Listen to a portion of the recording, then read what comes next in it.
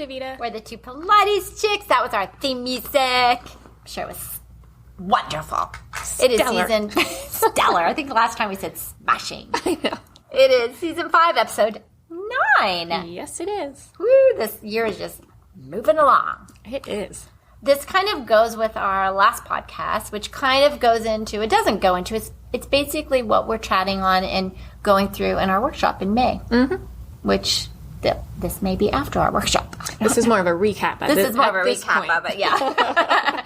But this one is kind of updated cues and how Pilates cues versus PT rehab cues, because they are very different. They can be very different, and there can be confusion for clients that are working in both facilities. Or maybe they came from PT to Pilates for the first time, or they've been doing Pilates, they go to PT the first time, and there's this whole like, well, I'm confused. Yeah. I was told this. And and it's interesting because there's such, like PT and Pilates work so well together. Oh, so They're closely. so complementary.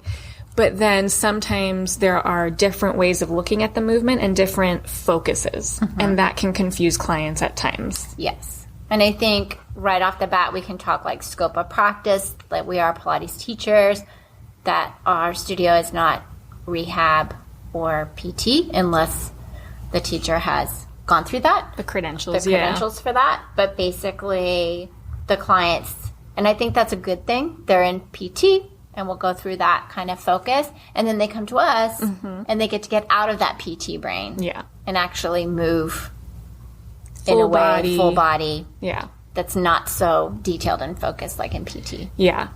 And so there are, of course, studios that are PT Pilates studios, and there are studios that are just general Pilates.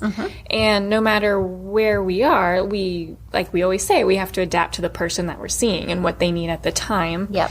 But the main idea is that when somebody is in PT, they tend to hear cues that are very specific to certain body parts. Very much anatomy based. Very anatomical.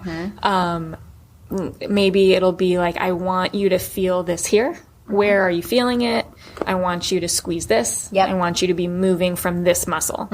And that's primarily because if somebody's in PT, if it's acute or chronic, that somebody's dealing with Pain or after certain surgery. injury, there are likely muscles that are more inhibited and weaker, and there are likely muscles that are hypertensive and too overactive or too strong, and we're trying to rebalance everything and get them moving better again. Yeah. And so if somebody's doing a movement and not feeling it somewhere, the injury part is feeling it too much or overactivating. So that's why in PT and rehab, you have to really ask, okay, where are you feeling it? I want you to feel it from here. Squeeze this muscle.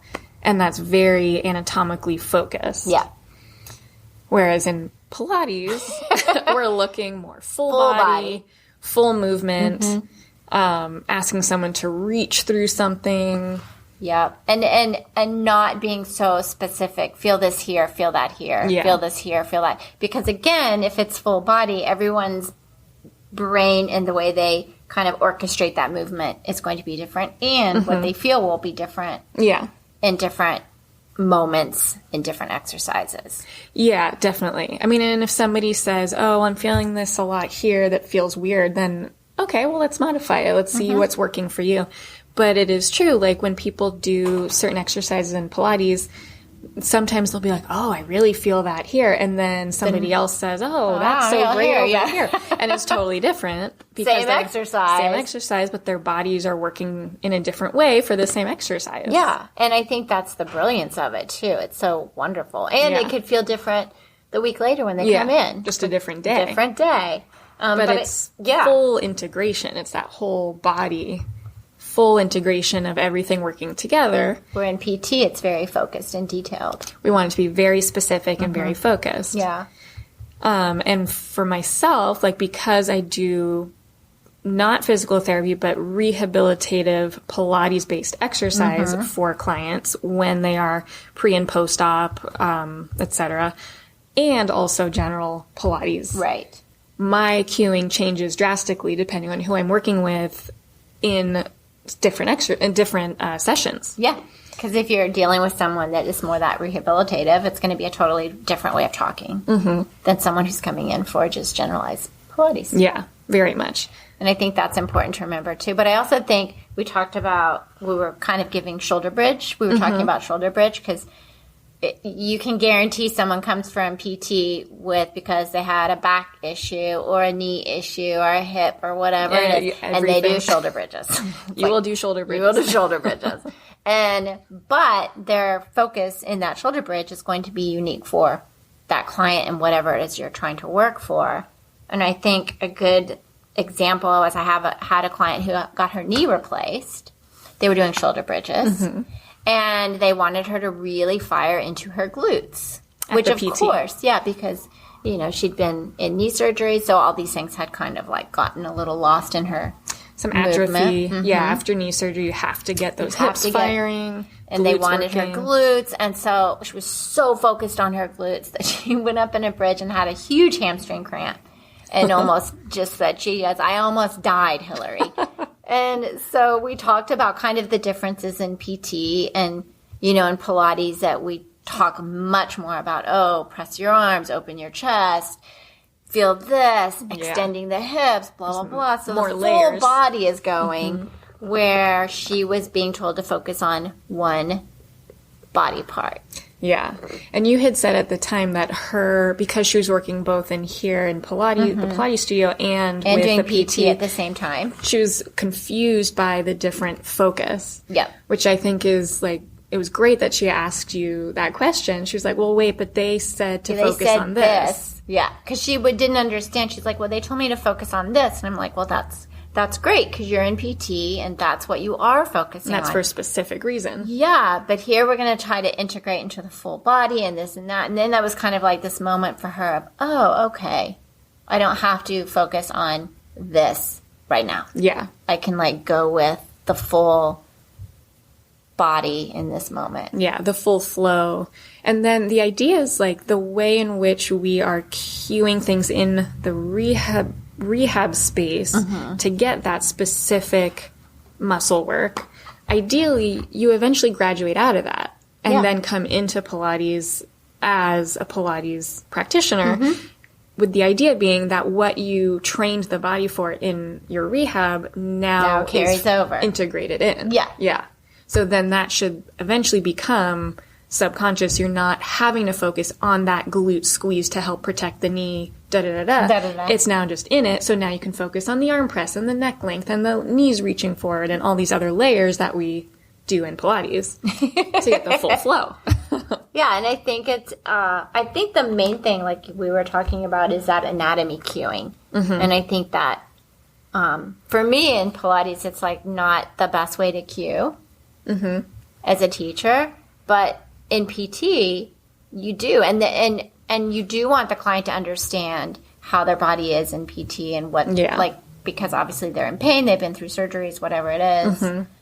But then we don't want them coming into the Pilates studio and be so hyper focused on a body part. Yeah, one specific thing. That it inhibits everything else. Yeah, and that's where I focus a lot, where I work with PTs in conjunction with them, with the client, where, okay, if this client has come in after PT for that same day maybe, or the next day, and I say, okay, so what did you do in your PT? And what they're doing helps guide what I do. And so depending on what I'm working with that person, if they're coming in for their rehabilitative Pilates, I'll follow to the T what the PT is doing and use that more anatomical based focus, versus maybe they'll come in and I'm looking at them, I'm like, okay, well, you've been doing a lot of the PT focused exercise. Now let's just get some movement going, of course, safely and for what they need at the time.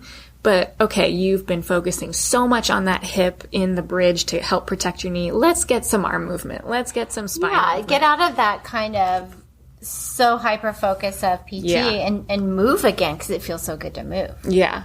And you can do other movement around an injury, even if you have to back off the injury site. Yeah. And that helps people feel like when we are injured, we are so hyper focused on that. And if we can not forget about it, but get the mind off it a little bit. Yeah. It can be really helpful where it takes some fear of movement away. It helps them feel a little bit accomplish something. Yeah, more confident. Yeah. Like, oh yeah, I can move. Yeah. It reminds me what you just said is, and I told you about this before we jumped on, is I had a client, and it's virtual, so it's all mat that we do, and she fell running and broke her arm. And it healed up, didn't have to have surgery, but she got the okay, was still in PT. And I did the same thing, that we've been talking about. It's like, well, what are you doing in PT? Yeah. So she would give me examples of what she was doing. So we did the mat, normal mat, but of course I was following the load and the movement and this and that. But at the end of the first, she was like, oh, wow, I did much more than I thought I was going to do. And then the next time, so every week as she's come back, although now she's out of PT, it was like, well, now I'm up against a wall, I'm loading my arm this way, or now I'm loading this way. So I was able to pull in some Kathy Grant and do some things along with the Pilates so that she was, again, like you said, moving. Getting that movement back. And then kind of going into working it, but in a way that didn't seem rehabby or PT for her. Because she was doing PT 2 to 3 times a week. Yeah, after that severe of an injury. Yeah, you have to do a lot of PT. A lot of PT. But then, as you're saying, so at a certain point, she graduated from her PT and she's still doing her Pilates. And that's really, the goal. The goal. Where you can get healthy and strong and do all those progressions of weight loading and weight bearing again and get into that proper strength and then be able to integrate it all and move through the studio. Yes. And that, and you're right. It's gives the client so much confidence. Yeah. Even if they're still having to deal with it in PT, to be able to come into the studio and go, oh, I can still do this stuff. I can still move in this way. Yeah.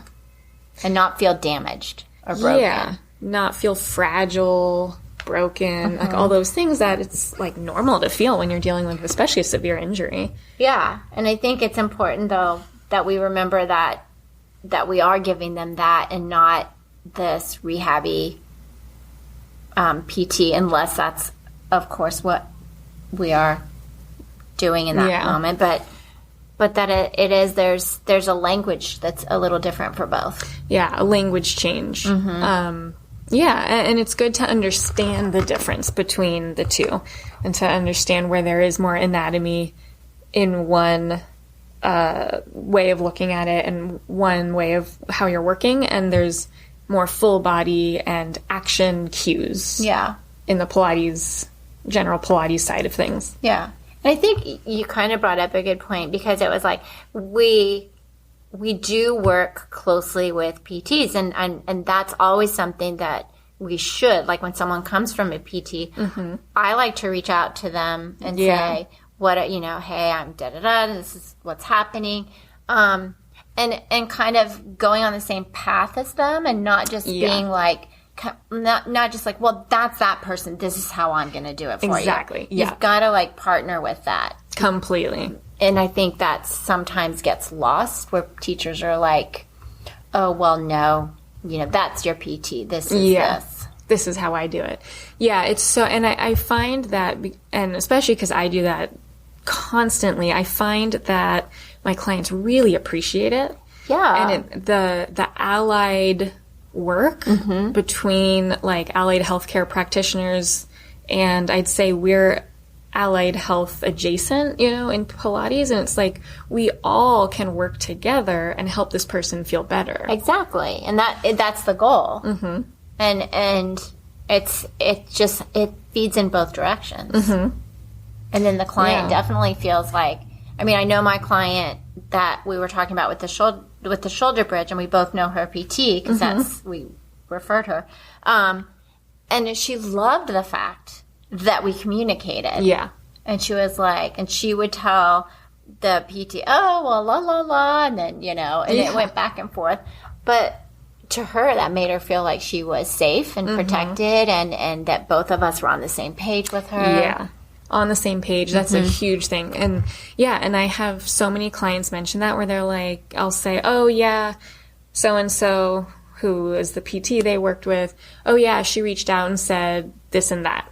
And they're oh, that's awesome. She reached out, and so they feel safe because they know I know what they're working with. and we are on the same page helping them. Yeah. And in alignment together. And they really, really do appreciate it, because it is lost in a lot of other fields, I think, where people kind of sit in their niche. Yeah. Mm-hmm. And they're like, well, this is the service I provide, and you go over there for that service. Yeah. But I think with Pilates, and it's because we're dealing with people's movement and bodies, and things happen, and we have to be communicative. I can't speak. Communicative with their doctors, their PTs, all of that. It has to be where we are on the same page. Yeah. And I'll tell my clients, I'm like, when you're working with whoever, give them my contact. Mm-hmm. I'm fine with you giving my contact to them, so that if they feel the need to notify me about something, so that I'm aware of that when you're in the studio. Mm-hmm. Let's all work together. Yeah. And I think it's important for the client to not feel like they're like cheating on you, right? It's like, it's like, oh, I'm like going somewhere else. But a lot of the times people that have been in Pilates and then go into rehab or PT for whatever it is, they get to a certain point and they're like, oh, I do this in Pilates. Yeah. Exactly.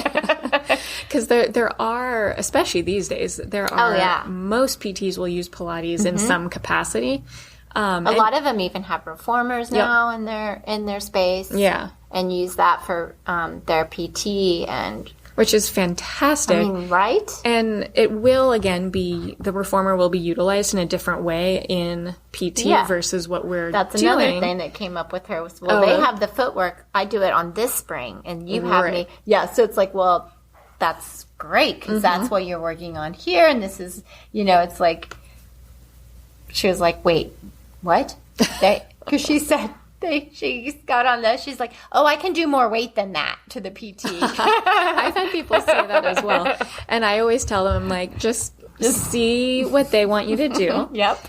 Listen to them. Their focus is different. And I said, you can always give them feedback of how you feel, but they are focusing on something else. It just cracks me up. Yeah. She's like, because she's like 80. I can do more weight than that. And sometimes there is the case where somebody, like a practitioner, is so hyper-focused on what they expect of a certain aged client with a certain injury, where they're not giving them enough work. Yeah, and that does happen with certain people, where clients will come in and be like, I'm so bored at my, PT, because they keep giving me the same thing, number one, and they don't progress, and it's not enough work. And sometimes there is a reason for that, and sometimes the practitioner is not, like we say, focused on what this actual person can do, what their capacity is. Sometimes they can do more. Yeah. And I think then that's the moment where we step in and get them to like really move and get them to feel that, connection again for themselves, where they're being challenged. Yeah. Because they are getting something out of the PT. They're just frustrated because they want to do more most of the time.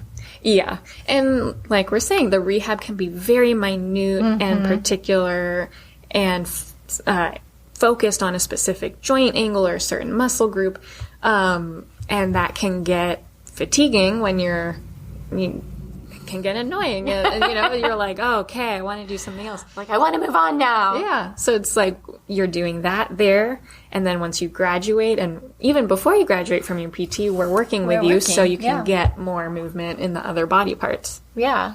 And I think the key thing with just letting the client understand the differences makes it a smoother ride for the client. In terms of, I'm there and I'm focused. It's anatomy. It's this. It's that. It's working on my knee flexion. It's working on my back this way. And then I get to come in here and maybe pull from that and bring it into the full body.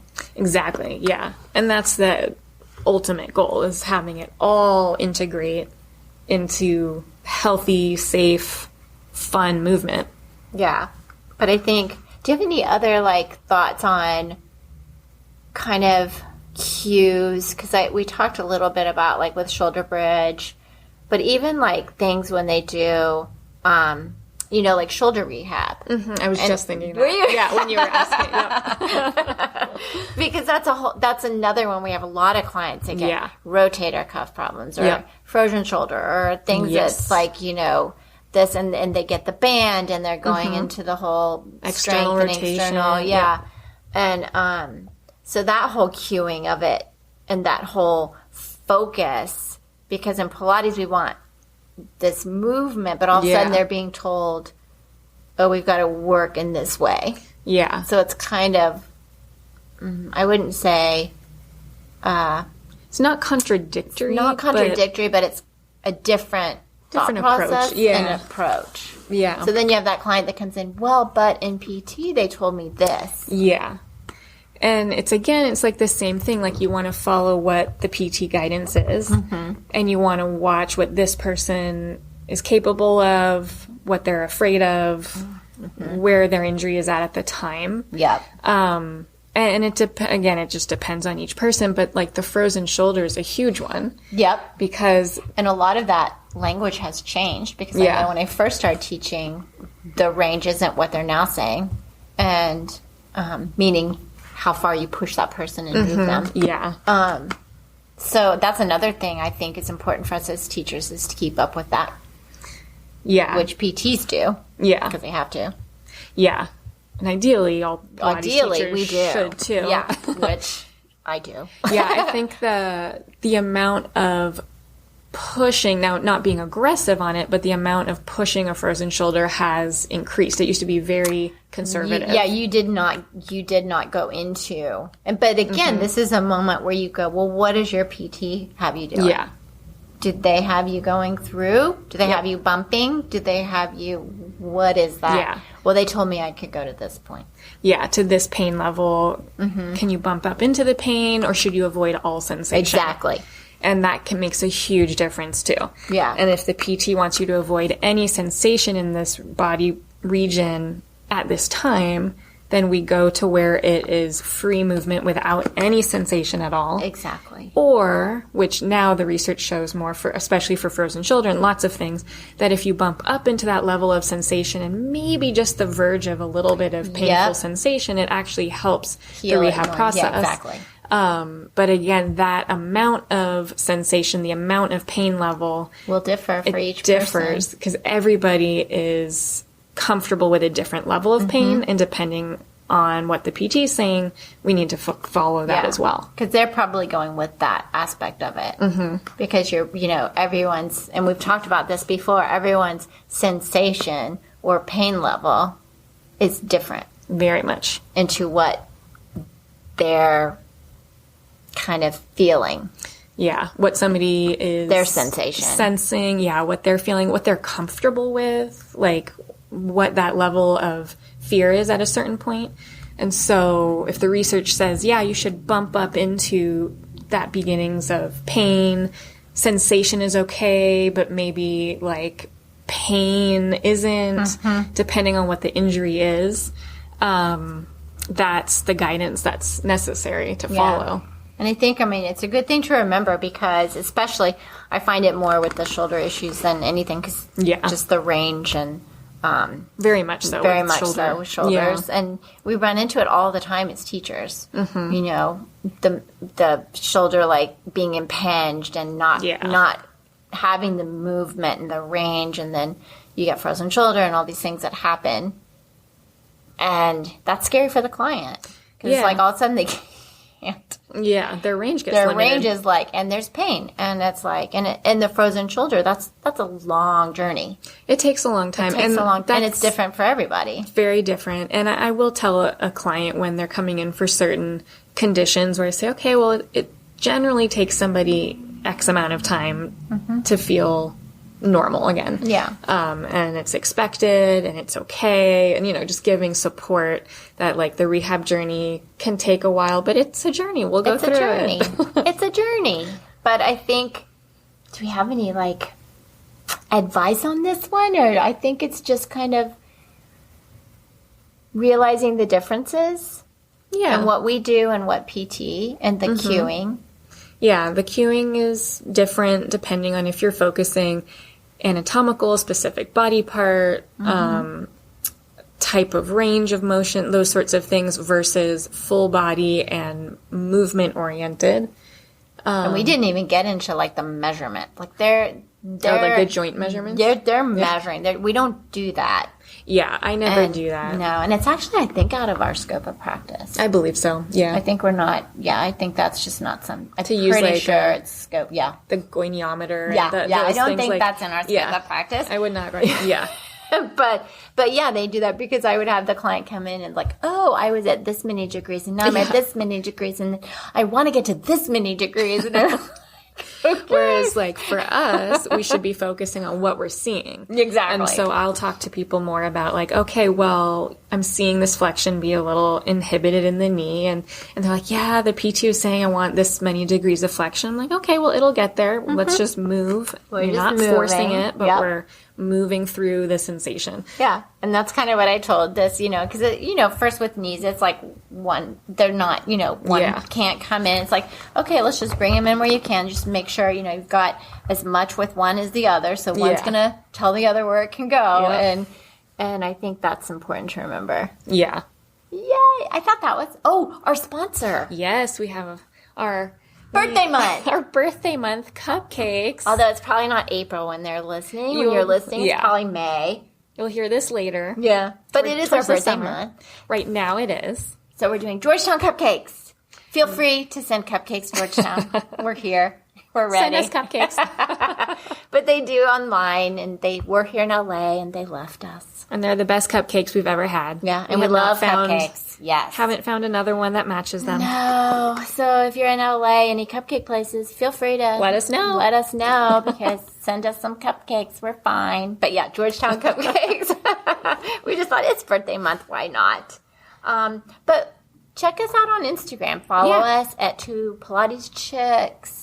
Our website, PilatesChicks.com, where we have our workshop, which probably is past at this point. By now, yeah. By now. We'll have gone over this stuff in the workshop. Yeah. This is kind of a recap for our workshop. But we'll have more.